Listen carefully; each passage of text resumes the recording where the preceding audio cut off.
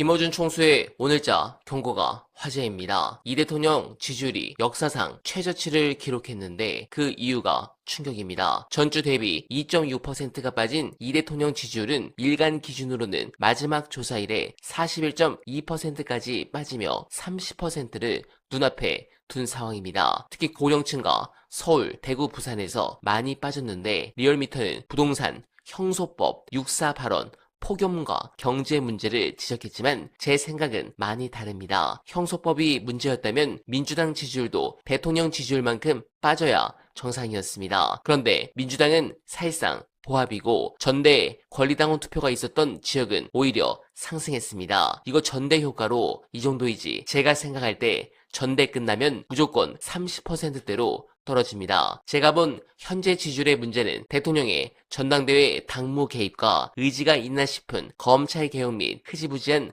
정책들 등등 가장 힘이 있다는 1년이 이미 지났는데 그동안 뭐 했지에 대한 의구심들이 지지층 내부에서 일어났기 때문이라 생각합니다. 결국 지금 행보는 구조적 다수가 아닌 구조적 소수로 가는 최악의 상황입니다. 그렇다면 이 대통령이 이 위기를 극복할 방법은 무엇이 있을까? 저는 수없이 많은 고위직을 임명할 수 있는 인사권으로 메시지를 내는 것과 더불어 유시민 작가를 어떻게든 직간접적으로 만나 조언을 듣고 실행하는 것 말고는 방법이 없다고 생각합니다. 관련해 이 대통령이 아직도 큰 꿈을 갖고 있다면 반드시 포기하셨으면 좋을 이유 끝까지 봐주시고 여러분들의 생각 댓글로 부탁드립니다. 대통령에게는 어떤 뜻이 있는 것 같아요. 정계 개편은 그 뜻을 이루는 수단이죠. 그 뜻은 이제 모두의 대통령, 포용, 통합 이런 대통령이 즐겨서는 말해서 우리가 짐작해낼 수 있죠. 중도 실용. 예, 그거는 아니 그냥 중도 실용이 아니 이해할 수 있어요. 저는 이재명 대통령이 예전에 알릴레오 북스라는 그 책 비평 프로그램에 나왔을 때 김대중 대통령 육성회고록이나 이런 거 다룰 때 그 얘기를 한 적이 있어요.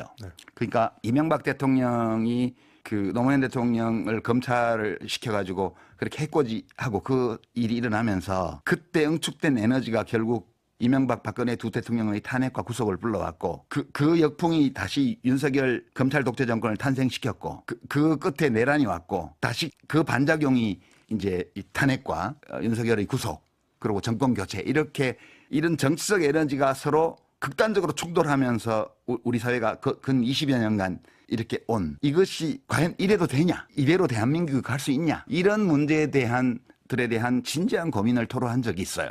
그러니까 이제 대통령의 입장에서 보게 되면 어떻게든 이 충돌의 에너지를 줄이고 그 정치적 양극화를 좀 완화하고 그리고 되도록 어떤 국민적 합의가 높은 수준에서 이루어지면서 국가 운영이 될 수 있도록 이렇게 해야 되지 않을까라는 의지 이런 것을 가졌으리라고 저는 추측해요. 모두의 대통령이 되고 싶은 그런 모두의 대통령이 될 수는 없지만 그것이 되려는 지향을 가지고 국정 운영을 하겠다는 거죠. 저는 그런 의도가 있다고 추론했어요. 대통령한테. 근데 제가 가진 문제의식은 그러면 과연 대통령이 지난 1년간 해온 방식으로 그걸 할 수 있을까? 해볼 때 아니라는 거예요.